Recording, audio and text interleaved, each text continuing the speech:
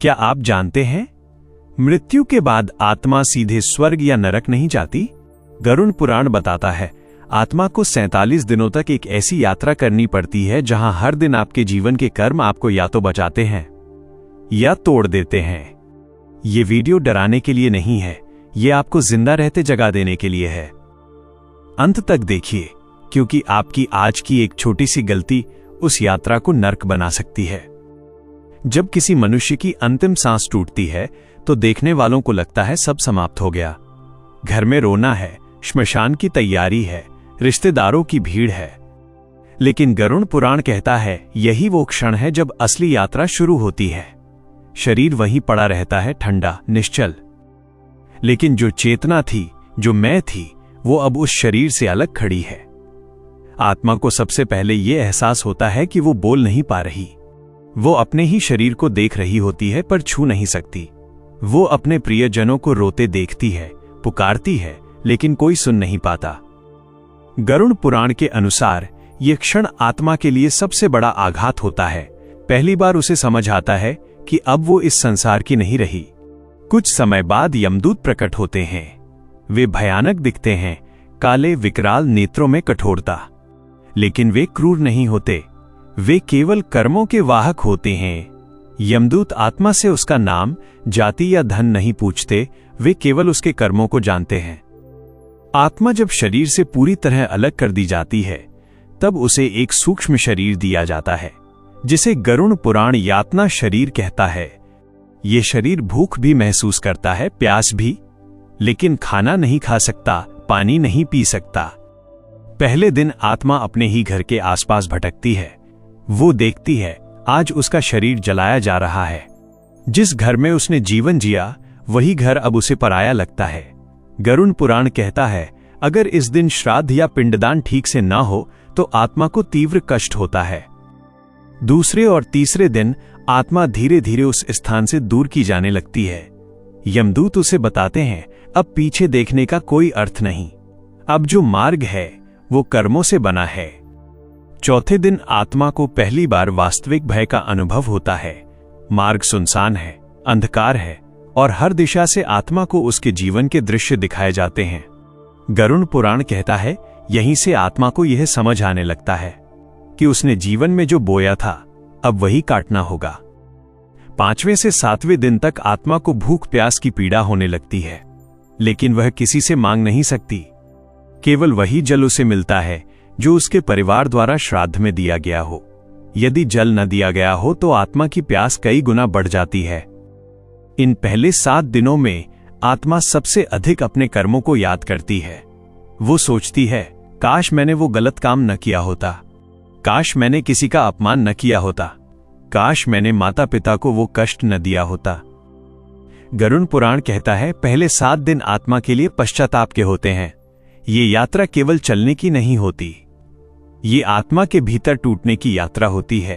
और यहीं से शुरू होती है वो कठिन यात्रा जो अगले 40 दिनों तक चलती है, जहां आत्मा को ऐसे मार्गों से गुजरना पड़ता है जिनकी कल्पना जीवित मनुष्य नहीं कर सकता। आत्मा जब पहले 7 दिनों की सीमा पार कर लेती है, तब उसे ये भ्रम टूटने लगता है। 8वें दिन से यमदूत उसे उस मार्ग पर ले जाते हैं जिसे प्रेत मार्ग कहता है। ये मार्ग वैसा नहीं होता जैसा मनुष्य सोचता है। ये कोई सीधी सड़क नहीं, बल्कि चेतना की परीक्षा होती है। 8वें दिन आत्मा को पहली बार अपने कर्मों का बोझ महसूस होता है। जिस आत्मा ने जीवन में छल किया होता है, उसे मार्ग भारी लगने लगता है। जिसने दूसरों का अधिकार छीना होता है, उसके कदम बार बार रुकते हैं, और जिसने किसी का दिल दुखाया होता है, उसे वही पीड़ा लौट लौट कर महसूस होती है। 9वें दिन आत्मा के सामने ऐसे जीव प्रकट होते हैं जो वास्तव में जीव नहीं होते, वे उसके अपने डर होते हैं। गरुड़ पुराण कहता है, ये भय बाहर से नहीं आता, ये आत्मा के भीतर से जन्म लेता है। जो जीवन भर पाप से भागता रहा, अब वो पाप उसकी छाया बन जाता है। 10वें दिन आत्मा को समझ आता है कि समय अब वैसा नहीं है जैसा पृथ्वी पर था। यहां दिन और रात नहीं होते, केवल अनुभूति होती है। एक क्षण वर्षों जैसा लगता है और वर्षों एक श्वास जैसे। यही कारण है कि आत्मा को लगता है कि वो अनंत काल से चल रही है। 11वें और 12वें दिन आत्मा उन स्थानों से गुजरती है जहां मार्ग कांटों से भरा होता है। ये कांटे लोहे के नहीं होते, ये उन शब्दों से बने होते हैं जो उसने कभी किसी को ताने में कहे थे। 13वें दिन का विशेष महत्व बताया गया है। गरुड़ पुराण कहता है, इस दिन जीवित परिवार द्वारा किया गया 13वीं संस्कार आत्मा को नया बल देता है। यदि 13वीं विधि पूर्वक हो तो आत्मा को कुछ समय के लिए पीड़ा से राहत मिलती है, और यदि यह कर्म अधूरा हो तो आत्मा की यात्रा और कठिन हो जाती है। 14वें दिन आत्मा को वो दृश्य दिखाया जाता है जहां उसके जीवन के अच्छे कर्म एकत्र होते हैं। किसी भूखे को दिया गया अन्न, किसी रोते को दिया गया सहारा। ये सभी कर्म आत्मा के चारों ओर एक क्षणिक उजाला कर देते हैं, लेकिन ये उजाला स्थायी नहीं होता। 15वें दिन से आत्मा को फिर अंधकार में चलना पड़ता है। यहां उसे वे लोग दिखाई देते हैं जिनसे उसने जीवन में अन्याय किया था। वे बोलते नहीं, केवल देखते हैं, और उनका मौन आत्मा के लिए सबसे बड़ी सजा बन जाता है। 16वें से 18वें दिन तक आत्मा को भूख और प्यास की तीव्रता बढ़ जाती है। गरुड़ पुराण कहता है, यदि इन दिनों पिंडदान ठीक से न किया जाए तो आत्मा को वैतरणी नदी की कल्पना मात्र से भय सताने लगता है। वो नदी जो आगे आने वाली है, जिसका नाम सुनकर ही आत्मा कांप उठती है। 19वें और 20वें दिन आत्मा को पहली बार यमलोक की दिशा का संकेत मिलता है। यमदूत अब कठोर नहीं लगते, वे निष्पक्ष लगने लगते हैं। आत्मा समझने लगती है कि वे शत्रु नहीं हैं, वे केवल न्याय की ओर ले जाने वाले मार्गदर्शक हैं। 21वें दिन आत्मा को बताया जाता है, अब आधी यात्रा पूरी हो चुकी है। लेकिन यही वो क्षण होता है जब आत्मा को ये एहसास होता है कि आगे की यात्रा पीछे से कहीं अधिक कठिन है, क्योंकि अब केवल कर्मों की याद नहीं आएगी, अब कर्मों का फल सामने आएगा। 21वें दिन के बाद आत्मा के भीतर एक अजीब सा सन्नाटा उतर आता है। अब न वो रोती है न चिल्लाती है, अब वो केवल चलती है, क्योंकि उसे समझ आ चुका होता है कि ये यात्रा रोने से नहीं रुकती। 22वें दिन आत्मा को पहली बार दूर से वैतरणी नदी का आभास होता है। गरुड़ पुराण कहता है, ये नदी जल की नहीं है, ये कर्मों की बनी होती है। जिस आत्मा ने जीवन में दया दिखाई होती है, उसे ये नदी पतली और शांत दिखती है, और जिसने पाप किए होते हैं उसके लिए यह नदी रक्त और विष से भरी प्रतीत होती है। 23वें दिन आत्मा को तीव्र भय घेर लेता है।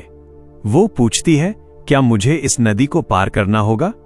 यमदूत उत्तर नहीं देते, उनका मौन ही उत्तर होता है। 24वें दिन आत्मा को समझ आता है कि पृथ्वी पर किया गया हर कर्म यहां जीवित है। झूठ यहां भारी पत्थर बन जाता है, अहंकार यहां बोझ बन जाता है, और क्रूरता यहां जंजीर बनकर पैरों में बंध जाती है। 25वें दिन आत्मा को वैतरणी नदी के किनारे लाया जाता है। यहां न कोई शोर होता है, न कोई सहारा। गरुड़ पुराण कहता है, यदि मृतक के नाम पर जीवन में गाय दान किया गया हो तो वही गाय यहां नाव बनकर प्रकट होती है, और यदि नहीं तो आत्मा को अपने कर्मों के सहारे ही नदी पार करनी होती है। 26वें दिन आत्मा नदी में उतरती है। ये उतरना शरीर का नहीं होता, ये उतरना आत्मसम्मान का होता है। 27वें और 28वें दिन आत्मा नदी के भीतर संघर्ष करती है। वो दूसरों को पुकारती है, लेकिन कोई किसी की सहायता नहीं कर सकता। यहां कोई रिश्तेदार नहीं होता, कोई मित्र नहीं होता, केवल कर्म होते हैं और उनका परिणाम। 29वें दिन आत्मा नदी के पार पहुंचती है, लेकिन ये पार पहुंचना राहत नहीं देता, क्योंकि आगे यमलोक का द्वार दिखाई देने लगता है, एक ऐसा द्वार जहां से लौटने का कोई मार्ग नहीं होता। 30वें दिन आत्मा को विश्राम नहीं दिया जाता, उसे सीधे उस मार्ग पर ले जाया जाता है जहां उसके जीवन के सभी दृश्य पुनः दिखाए जाते हैं। 31वें और 32वें दिन आत्मा अपने ही कर्मों से प्रश्न करती है, वो किसी और को दोष नहीं दे पाती। 33वें दिन आत्मा के भीतर अंतिम आशा जन्म लेती है, शायद अब सब समाप्त होने वाला है। 34वें और 35वें दिन आत्मा को यमलोक की सीमा में प्रवेश कराया जाता है। यहां प्रकाश और अंधकार साथ साथ चलते हैं। 36वें दिन आत्मा को बताया जाता है, अब केवल 11 दिन शेष हैं, 11 दिन जिनमें उसका भविष्य तय होगा। और आत्मा पहली बार ये सोचती है, अगर मुझे फिर से जन्म मिला तो क्या मैं वही गलतियां दोहराऊंगी? 36वें दिन के बाद आत्मा के भीतर एक अजीब सा भार उतर आता है। ये डर नहीं होता, यह प्रतीक्षा होती है। 37वें दिन आत्मा को यमलोक के उस क्षेत्र में लाया जाता है जहां कोई यातना नहीं होती। यहां न अंधकार है न उजाला, यहां केवल सत्य होता है। गरुड़ पुराण कहता है, इस स्थान पर आत्मा के सामने उसका कर्म लेखा खुलता है। ये उसकी अपनी स्मृति होती है जिसे अब वो झुठला नहीं सकती। 38वें दिन आत्मा अपने जीवन के हर उस क्षण को फिर से जीती है जहां उसने जानबूझकर किसी को पीड़ा दी थी। 39वें दिन आत्मा को उसके शुभ कर्म दिखाए जाते हैं। गरुड़ पुराण कहता है, पुण्य करना कर्तव्य है, उपकार नहीं। 40वें दिन आत्मा को यमराज के समीप ले जाया जाता है।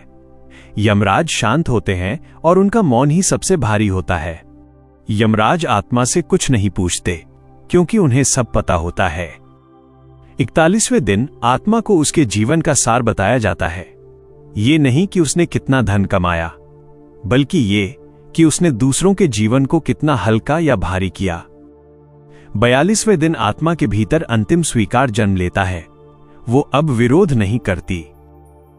43वें दिन आत्मा को 3 मार्ग दिखाए जाते हैं, प्रकाश का मार्ग, अंधकार का मार्ग और पुनर्जन्म का मार्ग। 44वें दिन आत्मा को बताया जाता है, अंतिम 3 दिन शेष हैं। इन दिनों में परिवार द्वारा किए गए श्राद्ध का प्रभाव निर्णायक होता है। 45वें दिन आत्मा पृथ्वी की ओर अंतिम बार देखती है। जो लोग उसे याद करते हैं उनकी तरंगें आत्मा तक पहुंचती हैं।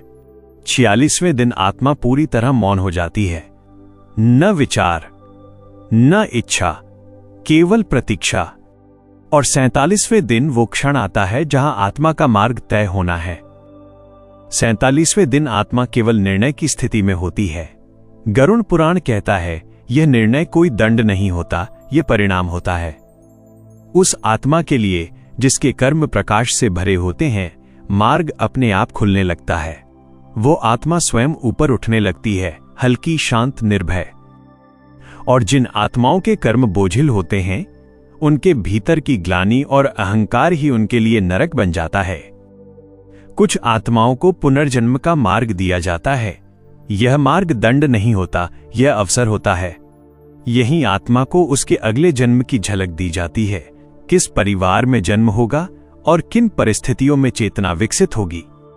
गरुड़ पुराण कहता है, जो आत्मा लोभ से भरी होती है उसे अभाव में जन्म मिलता है, और जो आत्मा करुणा से भरी होती है उसे सेवा का अवसर मिलता है। पुनर्जन्म के लिए तैयार आत्मा धीरे धीरे अपनी स्मृतियां छोड़ने लगती है। जब आत्मा गर्भ में प्रवेश करती है तो उसे केवल एक अस्पष्ट सी पीड़ा याद रहती है। गरुड़ पुराण कहता है, कोई भी अवस्था स्थायी नहीं है, केवल चेतना का विकास ही अंतिम लक्ष्य है। इसलिए यह कथा डराने के लिए नहीं, चेताने के लिए है, क्योंकि मृत्यु के बाद की यात्रा आपके आज से बनती है। आज बोया गया शब्द कल का मार्ग बनता है। आज किया गया करुणा का एक छोटा सा कर्म पूरी यात्रा को बदल सकता है। यदि यह यात्रा आपको भीतर तक छू गई हो तो इसे केवल कहानी मत समझिए, इसे आईना समझिए। गरुड़ पुराण कहता है, मृत्यु अंत नहीं है, मृत्यु परिणाम है। यदि आप ऐसे ही गहरे और रहस्यपूर्ण विषय सुनना चाहते हैं तो इस चैनल को सब्सक्राइब करें, वीडियो को लाइक करें और अपनी राय कमेंट में लिखें। इसे उन लोगों तक शेयर करें जो अभी जीवन को हल्के में ले रहे हैं।